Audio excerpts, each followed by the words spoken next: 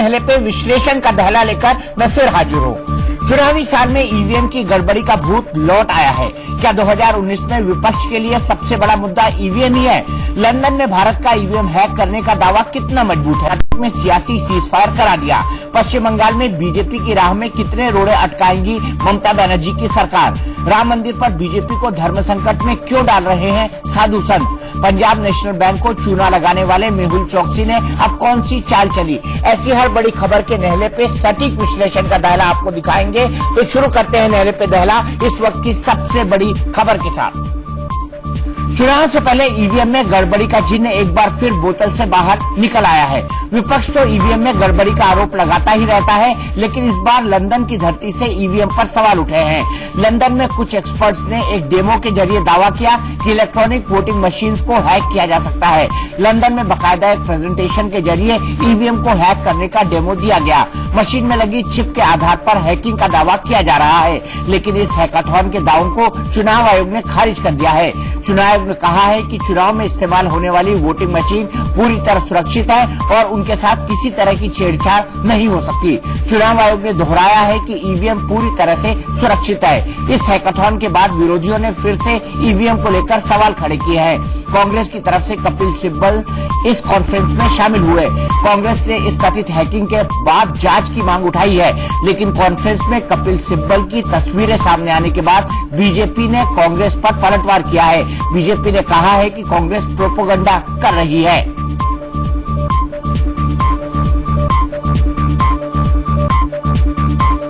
ये गंभीर बात भी है, अति दुर्भाग्यपूर्ण बात भी है कि कांग्रेस पार्टी और अन्य लोग ऐसे भारतीय लोकतंत्र पर और लोकतांत्रिक प्रक्रिया पर, चुनाव आयोग पर, ईवीएम पर लगातार प्रश्न उठा रहे हैं और धूमिल करने का प्रयास कर रहे हैं। जिस ईवीएम के आधार पर हर राजनीतिक दल जीता है या हारा है, कांग्रेस तो कई बार जीती है। क्या उन्हें शोभा देती है, वो भी विदेश में बैठकर भारतीय लोकतंत्र के ऊपर में ऐसे प्रश्न उठाना और एक हमारे नेता की मृत्यु को इसके साथ जोड़ना? कांग्रेस पार्टी को हो क्या गया है? वोटिंग मशीन की हैकिंग के दावे पर इंडिया न्यूज के 5 सवाल है, जिनका जवाब मिले बिना हैकिंग के दावे पर भरोसा करना ठीक नहीं है। इंडिया न्यूज का पहला सवाल यह है कि लोकसभा चुनाव से पहले वोट देने वाली मशीन पर सवाल क्यों उठाए जा रहे हैं। हमारा दूसरा सवाल है कि हैकर्स ईवीएम की कमी बता रहे हैं या देश को गुमराह कर रहे हैं। ये सवाल भी गंभीर है कि राजनीतिक दल के लोग लंदन में ईवीएम हैकर्स के साथ क्यों बैठे हुए हैं। इंडिया न्यूज का चौथा सवाल ये है कि लंदन में बैठकर वोट देने वाली मशीन पर सवाल क्यों उठाए जा रहे हैं। जब इलेक्शन कमीशन ने वोटिंग मशीन में खामी साबित करने की चुनौती दी थी, तब सवाल उठाने वाले सामने क्यों नहीं आए। हमारा पांचवा सवाल है कि चुनाव से पहले चुनाव आयोग की साख पर कौन चोट कर रहा है और इससे क्या हासिल करना चाहता है।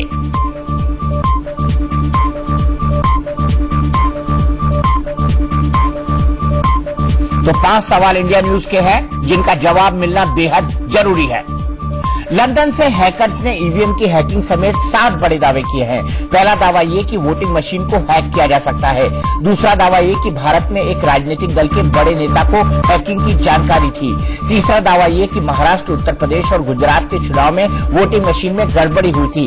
हैकर्स का चौथा दावा ये है कि 2014 के आम चुनाव में ईवीएम में गड़बड़ी की गई थी। हैकर्स ने यह भी दावा किया कि वोट वाली मशीन को ब्लूटूथ की मदद से हैक नहीं किया जा सकता। हैकर्स का दावा है कि ग्रेफाइट वाले ट्रांसमीटर की मदद से ईवीएम हैक की जा सकती है।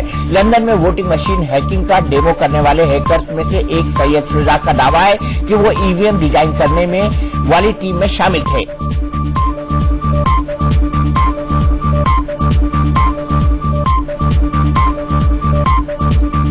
इस सारे विवाद के बीच कांग्रेस नेता अभिषेक मनु सिंघवी सामने आए और कहा कि लंदन में कपिल सिब्बल कांग्रेस प्रतिनिधि के तौर पर मौजूद नहीं थे।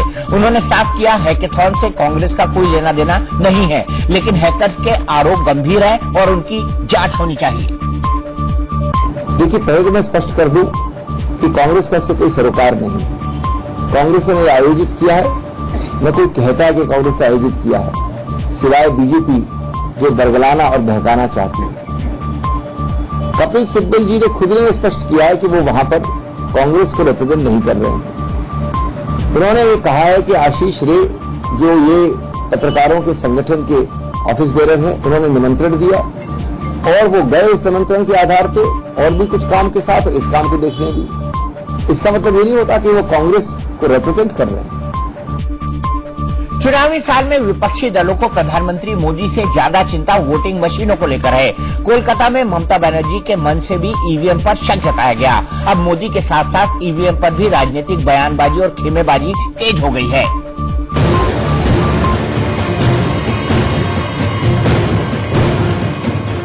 लोकसभा चुनाव में विपक्षी दलों की लड़ाई प्रधानमंत्री नरेंद्र मोदी की अगुवाई वाली एनडीए से है, लेकिन विपक्षी दलों के निशाने पर है चुनाव आयोग की बेजुबान मशीनें।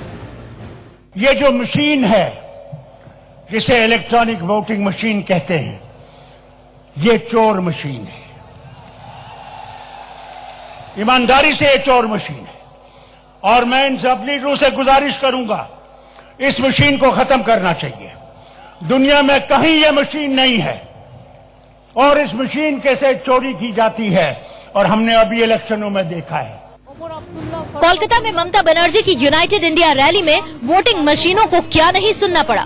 मोदी के खिलाफ एकजुट होने से पहले विपक्षी दल ईवीएम के खिलाफ एकजुट हो गए। ममता बनर्जी ने ऐलान कर दिया कि विपक्षी दलों ने 4 लोगों की कमेटी बनाई है जो चुनाव आयोग से मिलेगा और ईवीएम की शिकायत करेगा। इस कमेटी में कांग्रेस के नेता अभिषेक मनु सिंघवी, बीएसपी महासचिव सतीश चंद्र मिश्रा, दिल्ली के मुख्यमंत्री अरविंद केजरीवाल और समाजवादी पार्टी के अध्यक्ष अखिलेश यादव को शामिल किया गया है। यूपी में बीजेपी की जबरदस्त जीत के बाद से ही ईवीएम पर विपक्ष को शक है।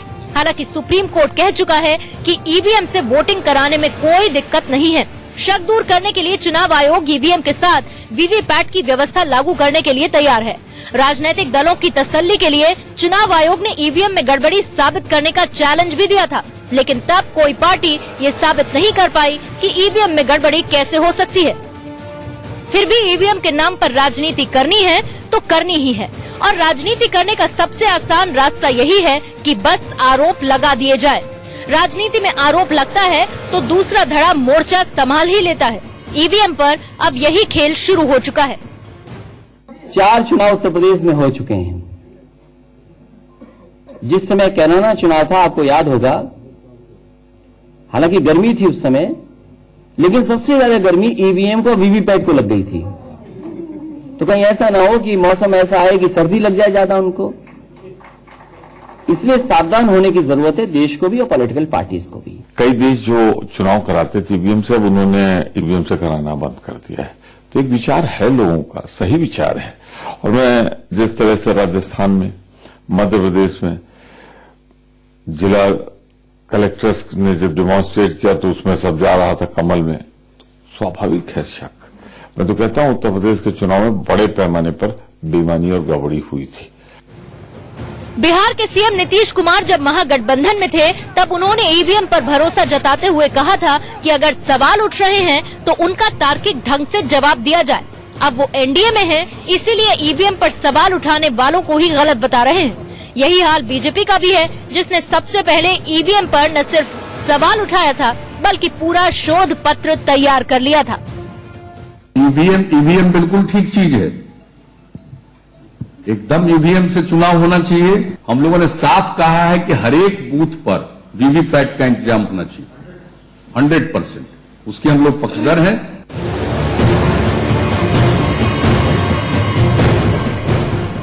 बात उत्तर प्रदेश की। बीएसपी से गठबंधन का ऐलान करते हुए अखिलेश यादव ने कहा था कि बीएसपी सुप्रीमो मायावती का अपमान उनका अपमान होगा।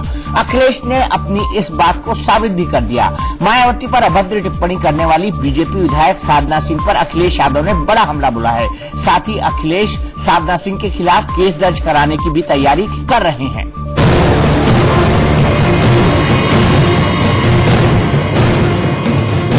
साधना सिंह ने भले ही अपने बयान के लिए खेद जताया हो, लेकिन चुनावी माहौल में उनको कोई बख्शने वाला नहीं है। बीएसपी के बाद समाजवादी पार्टी भी साधना सिंह के खिलाफ केस दर्ज कराने की तैयारी में है। खुद अखिलेश यादव ने साधना सिंह को घेरते हुए हमला बोला। अखिलेश ने प्रेस कॉन्फ्रेंस कर साधना सिंह के शब्दों को स्तरहीन और निंदनीय कहा। अखिलेश ने बीजेपी को घेरते हुए कहा कि 5 साल में उनके पास कोई काम नहीं है जिसे वो गिना सके, इसीलिए इस तरह की भाषा का इस्तेमाल किया जा रहा है। अखिलेश ने कहा कि ये बीजेपी की खींच को दिखाता है और जनता ऐसे लोगों को चुनाव में जवाब दे देगी। जो लोग भारत की संस्कृति के बारे में दावा करते थे कि भारत की संस्कृति और उसको बढ़ाने का, प्रचार करने का हमारा ही दावा है, हम ही हैं वो दल, सोचो उस दल के लोगों की भाषा क्या है। अभी कल ही भाषा क्या थी? ये तो जमाना बहुत अच्छा है, ये डिजिटल जमाना है। एक बार जो बात बोल दी वो रिकॉर्ड पे चली जाएगी, पुराने जमाने जैसा जमाना नहीं है। उसी महिला विधायक ने कभी समाजवादी पार्टी के बारे में क्या कहा है, जरा गूगल पे देख लीजिए या यूट्यूब पे कभी सुन लीजिए उनका। हम समाजवादी लोग उन चीजों को निकाल करके हम भी शिकायत भेजेंगे कि देखो इनकी भाषा कैसी है। ये भाषा राजनीति में ऐसी गिर जाएगी, इसलिए जनता अब तय करेगी आने वाले समय में। बहुजन समाज पार्टी की नेता आदरणीय मायावती जी के लिए जो शब्द इस्तेमाल किए, कोई राजनीति में ये भाषा इस्तेमाल करेगा? ये वो लोग इस्तेमाल कर रहे हैं जो फ्रस्ट्रेट हो गए हैं, उन्हें कुछ दिखाई नहीं दे रहा, आंखों के सामने अंधेरा दिखाई दे रहा उन्हें। साधना सिंह ने मायावती पर बेहद आपत्तिजनक टिप्पणी की थी। जरा आप भी साधना सिंह का वो बयान सुनिए जिस पर घमासान मचा हुआ है। जो महिला नारी जात पे कलंक है, जिस महिला का लूटते लूटते बचाया भारतीय जनता पार्टी के नेताओं ने, वो महिला सुख सुविधा के लिए, अपने वर्चस्व को बचाने के लिए अपना अपमान को पी लिया। वो महिला अगर सत्ता के लिए आगे आती है, वो महिला नाम पर कलंकित है, उसको पूरे देश की महिला कलंकित मानती है। इस नाते कि हम लोगों को वो महिला कहने में भी संकोच लगता है कि वो तो किन्नर से भी ज्यादा बदतर है। साधना सिंह के इसी बयान के खिलाफ चंदौली में शिकायत दर्ज की गई है। बीएसपी कार्यकर्ता रामचंद्र गौतम ने SC/ST एक्ट के तहत शिकायत दर्ज करवाई है। इसके अलावा राष्ट्रीय महिला आयोग ने भी साधना सिंह को नोटिस जारी किया है। हंगामा बढ़ा तो साधना सिंह ने खेद जता दिया, लेकिन माफी नहीं मांगी। मैंने किसी को अपमानित करने के लिए, और दिल में वैसी बात भी नहीं थी। मैंने तो बात बताया और जनता में बात चल भी रही थी गेस्ट हाउस का, तो मैंने मायावती जी को याद दिलाया और तो कुछ कहा नहीं, और न उनको अपमानित करने के मेरे मन में ख्याल था। लोकतंत्र में राजनीतिक आलोचना का अपना महत्व होता है, लेकिन इस तरह अमर्यादित भाषा के इस्तेमाल को जायज नहीं ठहराया जा सकता। पश्चिम बंगाल में बीजेपी और ममता सरकार किसी भी मुद्दे पर आमने सामने हो सकती है। बीजेपी अध्यक्ष अमित शाह मंगलवार को पश्चिम बंगाल के मालदा में रैली करने जा रहे हैं। बंगाल में बीजेपी की रथ यात्रा पर ब्रेक लगाने के बाद ममता बनर्जी सरकार रैली में भी रोड़ा अटकाती दिख रही थी। काफी बवाल के बाद शाह को मालदा में हेलीकॉप्टर उतारने की मंजूरी मिली।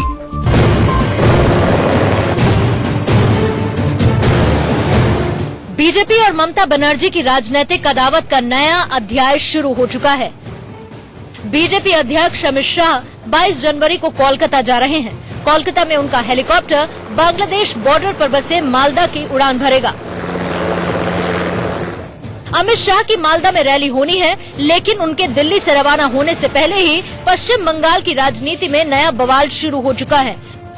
प्रशासन ने अमित शाह के हेलीकॉप्टर को मालदा में लैंडिंग की मंजूरी नहीं दी थी। बीजेपी ने इसे ममता सरकार की साजिश बताया और बीएसएफ से मदद मांगने का ऐलान कर दिया। बीजेपी का सीधा आरोप था कि अगर मालदा में मुख्यमंत्री ममता बनर्जी का हेलीकॉप्टर लैंड हो सकता है तो फिर अमित शाह का क्यों नहीं।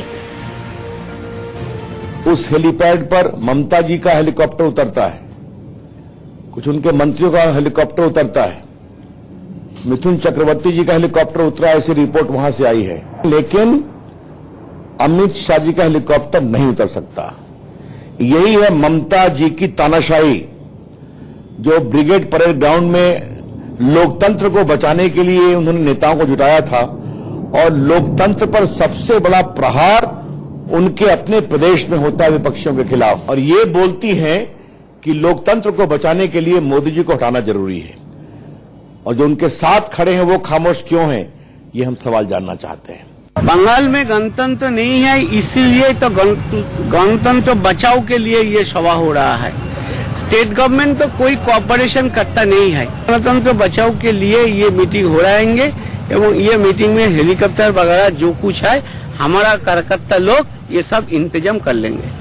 मालदा में भी परमिशन नहीं मिला, क्या बताएंगे? हम लोग इंतजाम कर लेंगे।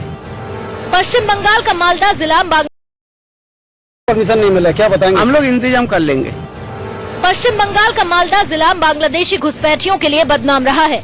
देश में जाली नोट की सबसे ज्यादा खेप मालदा के रास्ते से ही झोंकी जा रही है। बीजेपी ने असम के बाद पश्चिम बंगाल में भी घुसपैठियों की पहचान के लिए नेशनल रजिस्टर ऑफ सिटीजनशिप यानी कि एनआरसी लागू करने को मुद्दा बना रखा है।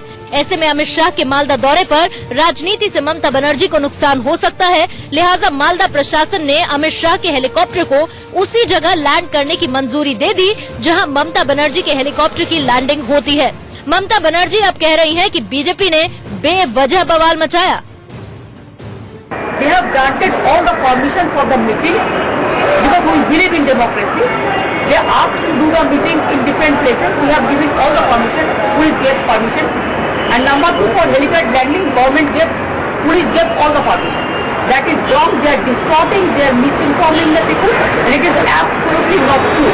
We are not BJP.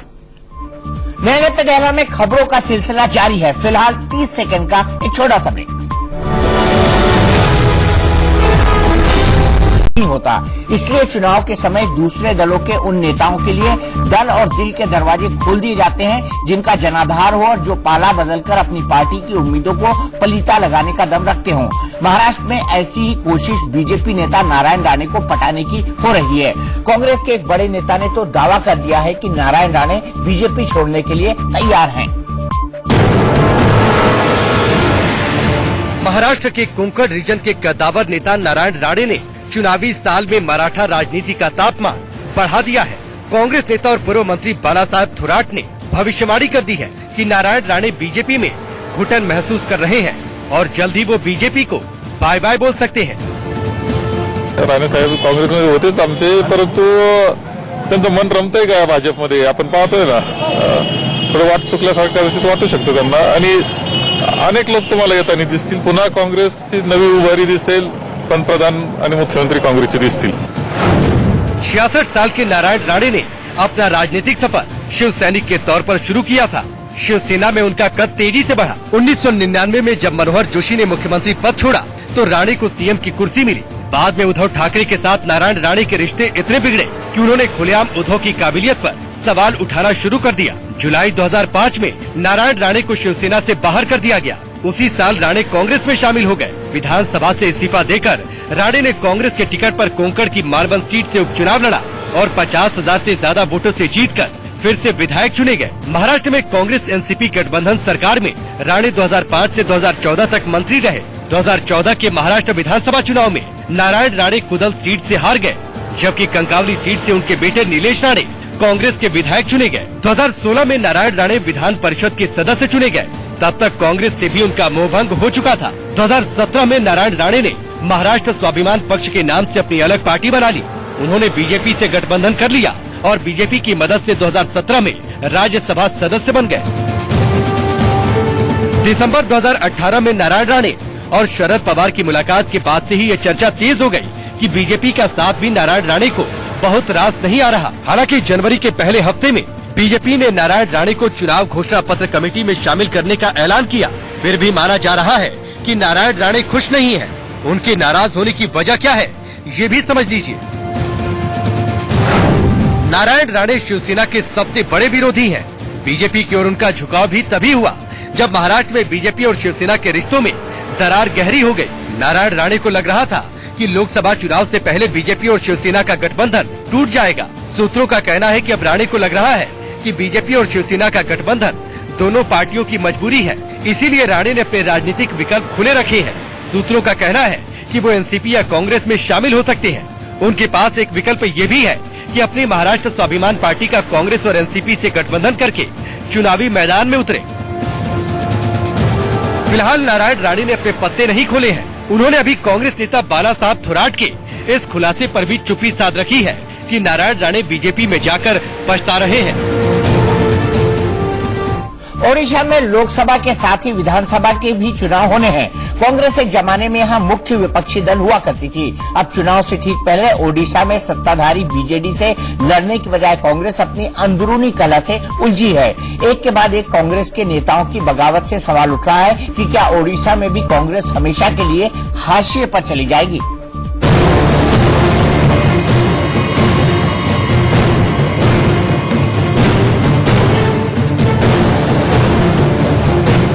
Odisha में कांग्रेस के सामने राजनीतिक वजूद बचाने की चुनौती है। सत्ताधारी बीजेडी से ज्यादा बड़ी चिंता कांग्रेस के सामने ओडिशा में आक्रामक हुई बीजेपी से है। बीजेपी ओडिशा में हर मुद्दे पर नवीन पटनायक सरकार को घेरने में जुटी है। बीजेपी का पूरा जोर सिर्फ ये साबित करने में है कि ओडिशा में बीजेडी को वही हरा सकती है। ये कांग्रेस के लिए खतरे की घंटी से कम नहीं है, लेकिन ओडिशा में कांग्रेस के नेता अभी खुद को बचाने और पार्टी को निपटाने में जुटे हैं। ओडिशा में कांग्रेस को तगड़ा झटका अभी 2 दिन पहले ही लगा है, जब पूर्व केंद्रीय मंत्री श्रीकांत जेना ने सीधे राहुल गांधी पर आरोप लगा दिया कि वो नवीन पटनायक के पिछलग्गू बन चुके हैं। श्रीकांत जेना को कांग्रेस से बाहर कर दिया गया, लेकिन जो आरोप श्रीकांत जेना ने लगाए हैं वो कांग्रेस का पीछा आसानी से नहीं छोड़ेंगे। Rahul Gandhi has declared, I am with Naveen Patnaik. I am with the mining mafias. So therefore, it is my duty. I am really glad today that I am relieved from this responsibility of remaining in the Congress party. चुनाव के वक्त जब राजनीतिक पार्टियां लोगों को खुद से जोड़ने की कोशिश करती हैं, ऐसे वक्त में ओडिशा में कांग्रेस छोड़ने की होड़ मची है।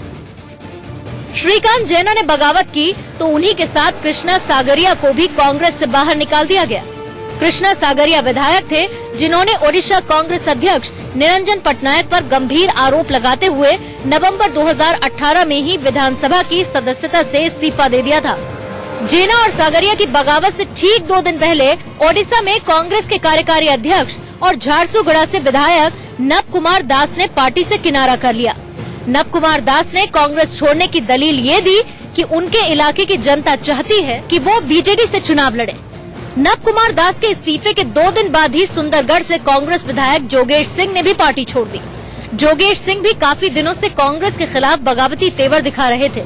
इससे पहले मार्च 2018 में पूर्व केंद्रीय मंत्री चंद्रशेखर साहू, ओडिशा कांग्रेस के सचिव विक्रम कुमार पांडा समेत कांग्रेस के करीब 1 दर्जन नेताओं ने पार्टी छोड़ी थी। ओडिशा कांग्रेस की राजनीतिक जमीन मजबूत करने के लिए 25 जनवरी को राहुल गांधी भुवनेश्वर जा रहे हैं। उससे पहले ही दिग्गजों के इस्तीफे ने कांग्रेस के पैरों तले जमीन खिसका दी है। अब ये किसी को समझ में नहीं आ रहा कि ओडिशा में कांग्रेस किसके दम पर सत्ता में वापसी का सपना देख रही है। ओडिशा में कांग्रेस के पतन की कहानी चुनाव नतीजों में साफ साफ नजर आ रही है। ओडिशा में कांग्रेस साल 2000 से सत्ता से बाहर है। 2000 के चुनाव में बीजेडी-बीजेपी गठबंधन ने कांग्रेस को हराया था।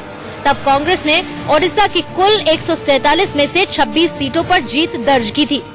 बीजेडी को 68 और बीजेपी को 38 सीटों पर जीत मिली थी। 2004 में कांग्रेस ने 38 सीटें जीती थी।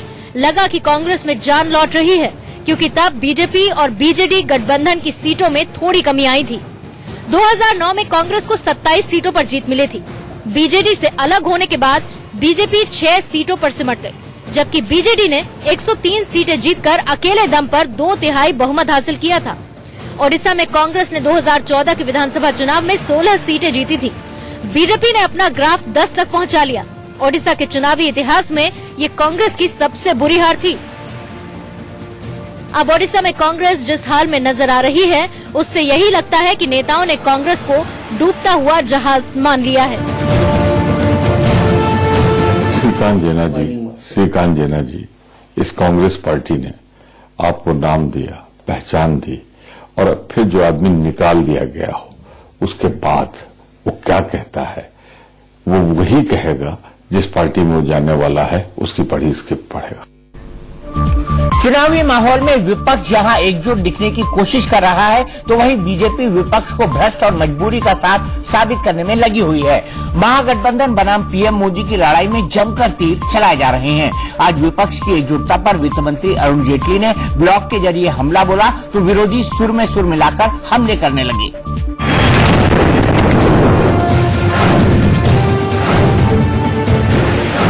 चुनावी समर में सियासी पारा उफान पर है। कोई मंच पर हाथ उठाकर एकजुट होने का संदेश दे रहा है, तो कोई ये बताने की कोशिश कर रहा है कि विपक्ष कितना डरा हुआ है। महागठबंधन बनाम पीएम मोदी की जंग में जमकर जुबानी गोले दागे जा रहे हैं। और देश में नया प्रधानमंत्री आ जाए तो कितनी खुशी होगी हमें और आपको मिलकर के। मंच से लेकर नमो ऐप तक चुनावी हुंकार भरी जा रही है। ममता के मंच पर विपक्ष एकजुट दिखा तो पीएम मोदी ने जबरदस्त हमला बोला। पीएम मोदी के हमले पर कांग्रेस अध्यक्ष राहुल गांधी ने पलटवार किया और अब राहुल के पलटवार पर वित्त मंत्री अरुण जेटली ने ब्लॉग अटैक किया है। उन्होंने अपने ब्लॉग में लिखा कि 2019 में मोदी बनाम अराजकता की लड़ाई है। जनता समझदार है, वो कभी अराजकता को नहीं चुनेगी। अरुण जेटली ने कहा कि इस बार का चुनाव प्रेसिडेंशियल इलेक्शन की तरह होगा, जिसमें एनडीए 50% वोट के लिए सीधी लड़ाई लड़ेगा। वित्त मंत्री ने पूछा कि अगर मोदी सरकार से लोग संतुष्ट न होते तो विपक्ष में इतनी खलबली कभी न मचती। अरुण जेटली ने कोलकाता में हुई तृणमूल कांग्रेस की रैली को लेकर भी निशाना साधा। उन्होंने कहा कि ये एक एंटी मोदी रैली थी, लेकिन साथ में ये एक एंटी राहुल रैली भी थी।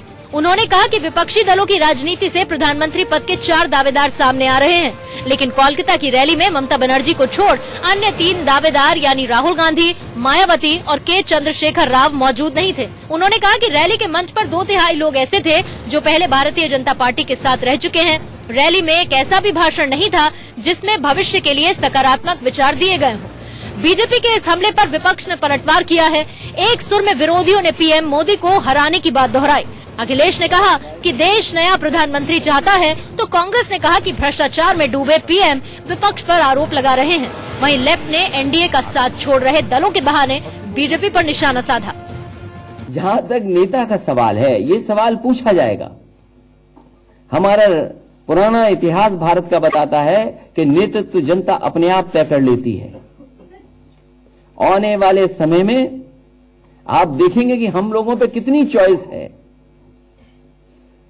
लेकिन एक बात तो सच है और जनता स्वीकार कर रही है और स्वीकार करेगी। जब परिणाम आएगा तब आप देखेंगे उस बात को कि देश नया प्रधानमंत्री का इंतजार कर रहा है। जैसे उनके दिन पूरे हो रहे हैं प्रधानमंत्री पद पर, वो प्रधानमंत्री पद की गरिमा को गिराते चले जा रहे हैं।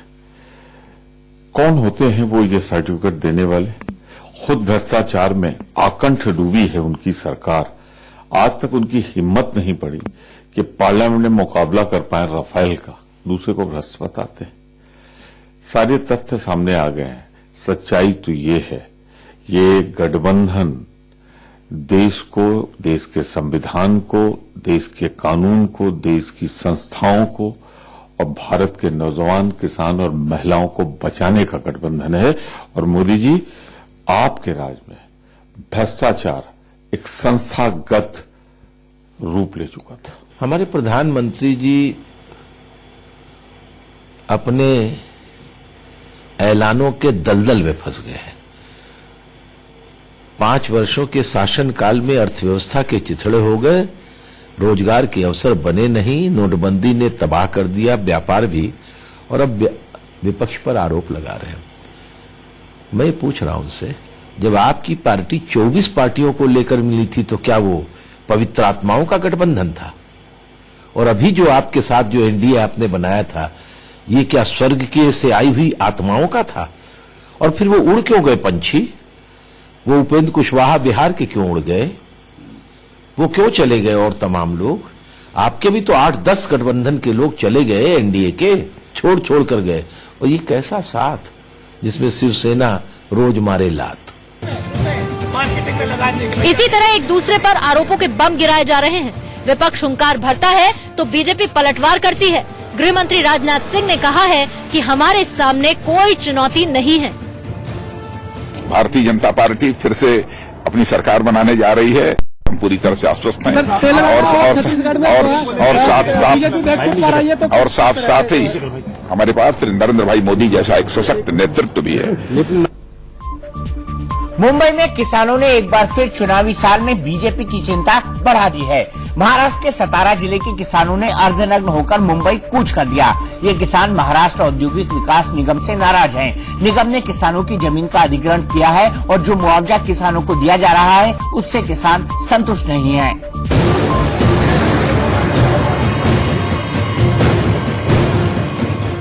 चुनावी साल में बीजेपी के लिए सबसे बड़ी चिंता किसान की है। किसानों की परेशानी सिर्फ कर्ज या फसल का सही दाम मिलने तक सीमित नहीं है।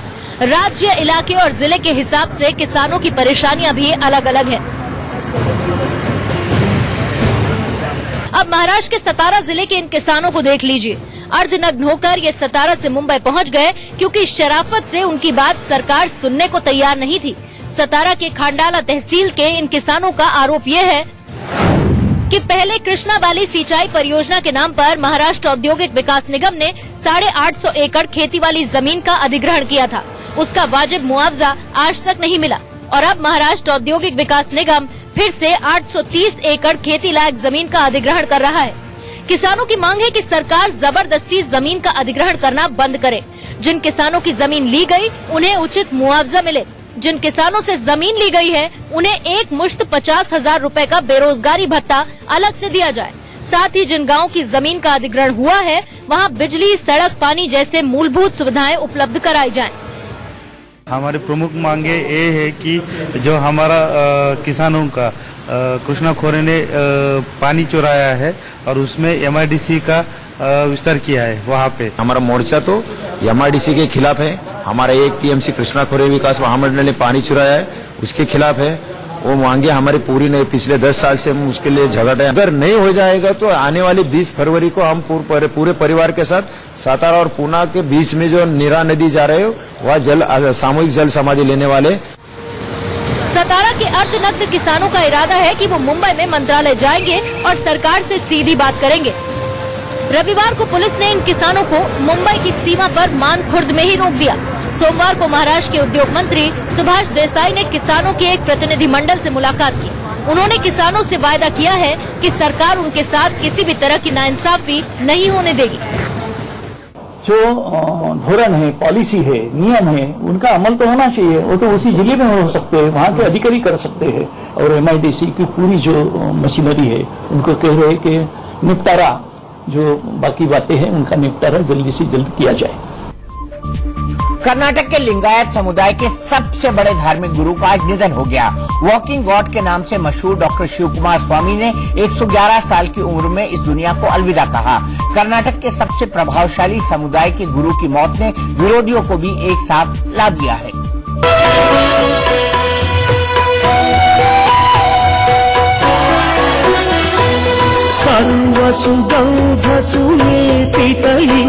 लिंगायत समुदाय के सबसे बड़े धार्मिक गुरु अब नहीं रहे। डॉक्टर शिव कुमार स्वामी ने आज इस दुनिया को अलविदा कह दिया।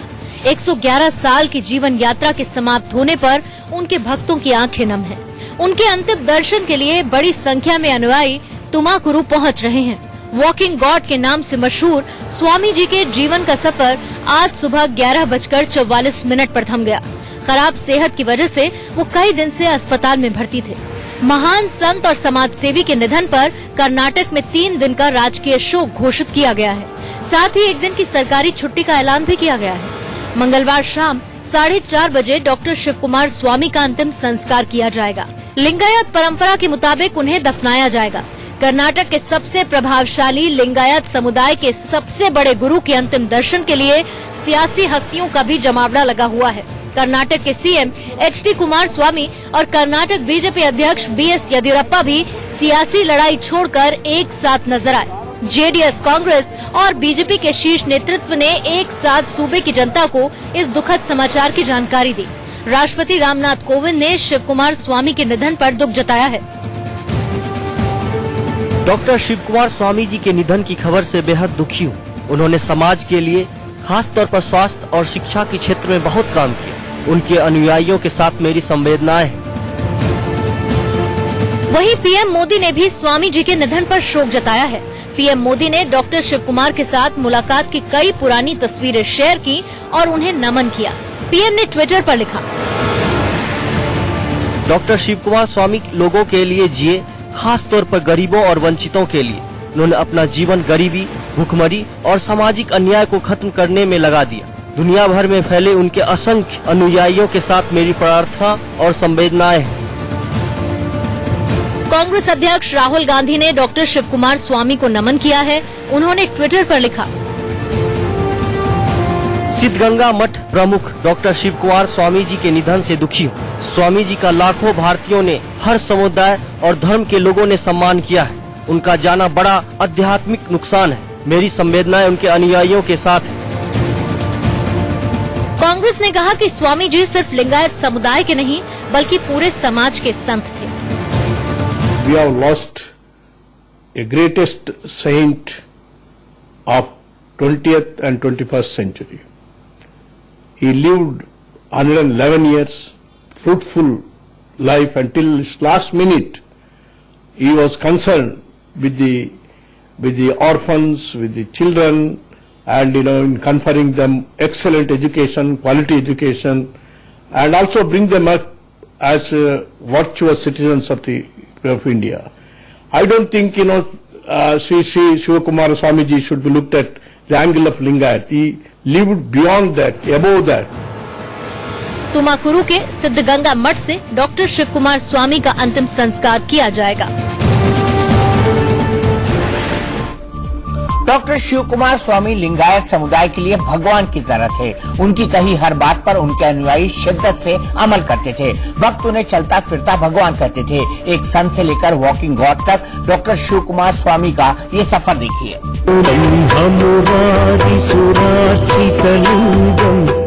111 साल के शिव कुमार स्वामी को उनके भक्त भगवान मानते थे। शिव कुमार स्वामी लिंगायत समुदाय के सबसे बड़े धार्मिक गुरु थे। डॉक्टर शिव कुमार स्वामी का जन्म 1 अप्रैल 1907 को हुआ था। उन्होंने कर्नाटक के तुमाकुरु में लिंगायत समुदाय के लिए सिद्धगंगा मठ स्थापित किया था। ये मठ लिंगायत समुदाय के लिए किसी तीर्थ स्थान की तरह है। शिव कुमार स्वामी को मानव कल्याण और शिक्षा के क्षेत्र में योगदान के लिए जाना जाता है। उन्होंने कई कॉलेज और यूनिवर्सिटीज की स्थापना की थी। साल 1965 में कर्नाटक यूनिवर्सिटी ने उन्हें डॉक्टरेट की मानद उपाधि से सम्मानित किया था। कर्नाटक में उन्हें नदेदा दुआ देवारू नाम से भी जाना जाता था। सिद्धगंगा मठ के मुताबिक स्वामी जी हर रोज 18 घंटे काम करते थे। 2007 में कर्नाटक सरकार ने स्वामी जी को कर्नाटक के सबसे बड़े नागरिक सम्मान कर्नाटक रत्न से सम्मानित किया था। 2015 में भारत सरकार ने शिव कुमार स्वामी को पद्म भूषण अवार्ड दिया था। स्वामी जी की समाज सेवा और मानव कल्याण के कार्यों को देखते हुए उन्हें भारत रत्न दिए जाने की भी मांग उठ चुकी है। शुक्रवार को ही कर्नाटक के सीएम HD कुमार स्वामी ने कहा था कि शिव कुमार स्वामी को भारत रत्न देने के लिए अगर जरूरी हुआ तो वो पीएम मोदी से भी मुलाकात कर सकते हैं। कांग्रेस ने भी डॉक्टर शिव कुमार स्वामी को भारत रत्न देने की मांग का समर्थन किया है। Great loss to Karnataka. I request the government of India to give him a Bharat Ratna because we have given Bharat Ratna to so many people. So he is worth of getting that title. Doctor Shiv Kumar Swami जिस लिंगायत समुदाय के गुरु थे वो कर्नाटक में सबसे असरदार समुदाय है। अपने आप को हिंदुओं से अलग मानने वाले लिंगायतों को सत्ता की कुंजी भी कहा जाता है। लेकिन लिंगायत समुदाय के बारे में ऐसी कई बातें हैं जो ज्यादातर लोग नहीं जानते। आइए जानते हैं कि लिंगायत कौन है और वो इतने अहम क्यों माने जाते हैं। लिंगायत कर्नाटक का सबसे असरदार समुदाय है। कोई सीएम उम्मीदवार हो या फिर पीएम पद का दावेदार, लिंगायतों के मठों में मत्था टेके बगैर नहीं रह सकता। लिंगायतों को कर्नाटक की सत्ता की कुंजी माना जाता है। ऐसे में सवाल उठता है कि ऐसी क्या बात है जो इस समुदाय को सियासी लिहाज से इतना अहम बनाती है। हम आपको इस सवाल का जवाब भी देंगे, लेकिन पहले ये समझ लीजिए कि लिंगायत समुदाय क्या है। 12वीं सदी में समाज सुधारक बासवन्ना ने हिंदू जाति व्यवस्था में दमन के खिलाफ आंदोलन छेड़ा था। उन्होंने वेदों को खारिज किया और वो मूर्ति पूजा के खिलाफ थे। लिंगायत हिंदुओं के भगवान शिव की पूजा नहीं करते, लेकिन अपने शरीर पर इष्ट लिंग धारण करते हैं। ये अंडे के आकार की गेंदनुमा आकृति होती है जिसे वो धागों से अपने शरीर पर बांधते हैं। लिंगायत इस इष्ट लिंग को आंतरिक चेतना का प्रतीक मानते हैं। आम मान्यता ये है कि वीर शैव और लिंगायत एक ही लोग होते हैं, लेकिन लिंगायत लोग ऐसा नहीं मानते। उनका मानना है कि वीर शैव लोगों का अस्तित्व समाज सुधारक बासवन्ना के उदय से पहले से था, क्योंकि वीर शैव भगवान शिव की पूजा करते हैं। लिंगायत पुनर्जन्म में भी विश्वास नहीं करते हैं। लिंगायतों का मानना है कि एक ही जीवन है और कोई भी अपने कर्मों से अपने जीवन को स्वर्ग और नरक बना सकता है। लिंगायत परंपरा में अंतिम संस्कार की प्रक्रिया भी अलग है। लिंगायत में शवों को दफनाया जाता है। लिंगायतों का मानना है कि इष्ट लिंग और संत विश्वेश्वरैया के बताए गए नियम हिंदू धर्म से बिल्कुल अलग हैं। इन्हीं मान्यताओं के आधार पर लिंगायत खुद को अलग समुदाय होने का दावा करते हैं। लिंगायत समुदाय को अल्पसंख्यक का दर्जा देने की मांग भी वक्त वक्त पर उठती रही है। 2018 में कर्नाटक विधानसभा चुनाव से पहले कांग्रेस की सिद्धारमैया सरकार ने लिंगायतों को अल्पसंख्यक का दर्जा देने वाला बिल भी पास किया था। लिंगायत इतने असरदार हैं कि वो चुनाव में किसी का भी खेल बिगाड़ सकते हैं। कर्नाटक में लिंगायत करीब 70% है और उन्हें अगड़ी जातियों में गिना जाता है।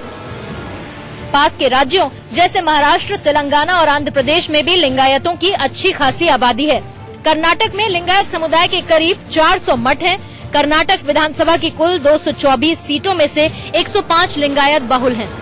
यानी यहाँ जीत हार का फैसला लिंगायतों पर निर्भर करता है।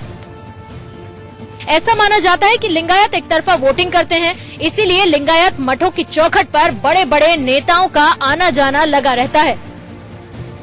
2018 में कर्नाटक विधानसभा चुनाव प्रचार के दौरान जब राहुल गांधी लिंगायत समुदाय के संस्थापक संत विश्वेश्वरैया के नाम का उच्चारण नहीं कर पाए थे, तो पीएम मोदी ने उन्हें ओपन चैलेंज दे दिया था।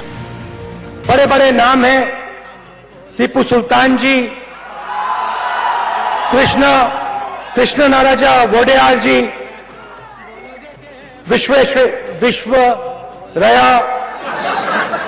विश्वरैया, हाथ में कागज लिए बिना कर्नाटक की आपकी सरकार की अचीवमेंट्स, सिद्धियां 15 मिनट कर्नाटक की जनता के सामने बोल दीजिए और एक छोटा काम साथ साथ कर देना।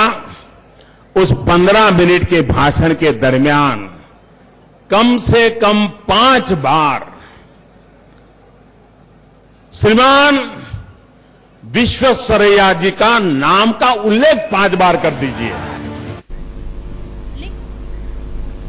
नहले पे दहला में फिलहाल एक ब्रेक, लेकिन ब्रेक के बाद भी रफ्तार और विस्तार से खबरों का सिलसिला जारी है।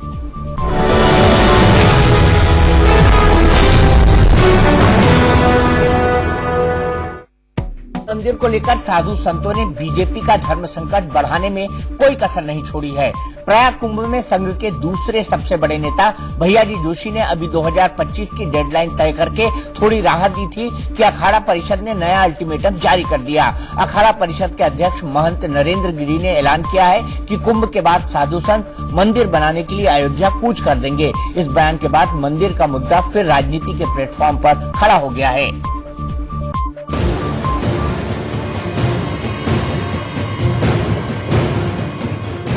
अयोध्या का राम मंदिर मुद्दा अब बीजेपी के गले पड़ चुका है।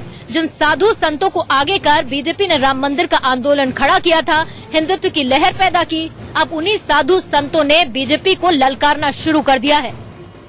प्रयाग कुंभ में बीएचपी की धर्मसभा अभी होनी है, उससे पहले ही अखाड़ा परिषद ने राम मंदिर के लिए धर्म युद्ध का शंखनाद कर दिया। विश्व हिंदू परिषद, राष्ट्रीय स्वयं संघ का मुद्दा यही था कि भाजपा आएगी, राम मंदिर बनाएंगे, समय नहीं बताएंगे। तो आज भी वो है नारा उनका है, रामलला हम आएंगे, मंदिर वहीं बनाएंगे, तारीख नहीं बताएंगे। ये तो भाजपा नारा है ही चल जा रहा है। तो अब हम लोग कब तक बनाएंगे बताते नहीं है कि भाजपा की मंशा नहीं है। भाजपा की मंशा राम मंदिर बनाने की नहीं है, इसलिए नहीं है कि वो चाहती है कि ये मुद्दा जीवित रहेगा तो हमारे लिए फायदेमंद रहेगा, लेकिन अब जनता उसका उत्तर देगी आने वाले चुनाव में। आपको क्या लगता है राम मंदिर कौन बनाएगा? साधु संत बनाए, हम लोग बनाएंगे, कौन बनाएगा? सब संत महात्मा एक हो जाएंगे। अखाड़ा परिषद इसमें क्या भूमिका? सब बिल्कुल भूमिका निभा रहे हैं, सबको मिला करके एक बना रहे संगठन, सारे आचार्यों को, सारे जितने आनंदाचार्यों को मिला करके एक बहुत बड़ा विशाल कुंभ के बाद अयोध्या में संतों का समागम होगा और वहीं पर निर्णय करेंगे राम मंदिर तुरंत बनाना शुरू कर देंगे। महंत नरेंद्र गिरी की इस खुली धमकी के बाद विपक्षी दलों के साथ साथ बीजेपी की सहयोगी शिवसेना को भी मौका मिल गया है। बीजेपी पर सब अपने अपने अंदाज में तंज कसने में जुट गए हैं। ये जिम्मेदारी सरकार की रही, खास करके बीजेपी सरकार की रही है। जब आप सत्ता में आए तो आपका कमिटमेंट था, साधु संतों को था, जनता को था, और आपने राम के नाम पर वोट मांगे हैं, राम मंदिर के नाम पर वोट मांगे हैं। आपको पूरा बहुमत मिला था उस वक्त। अगर बहुमत मिला है राम के नाम पर तो आपकी जिम्मेदारी रही हमेशा कि मंदिर बनाए। अगर आप मंदिर नहीं बनाते हैं तो मुझे लगता है ये लोक भावना के खिलाफ है। जब तक चुनाव रहेगा, जब तक भाजपा परिवार के संगठन के वेप आरएसएस रहेंगे, 2 करोड़ नौकरियों का जवाब नहीं होगा, 15 लाख का जवाब नहीं होगा, किसानों के कर्ज माफी का जवाब नहीं होगा, बढ़ती हुई महंगाई होगी, तो फिर मंदिर मुद्दा ऐसे ही भारतीय जनता पार्टी से जुड़े लोग उठाते रहेंगे।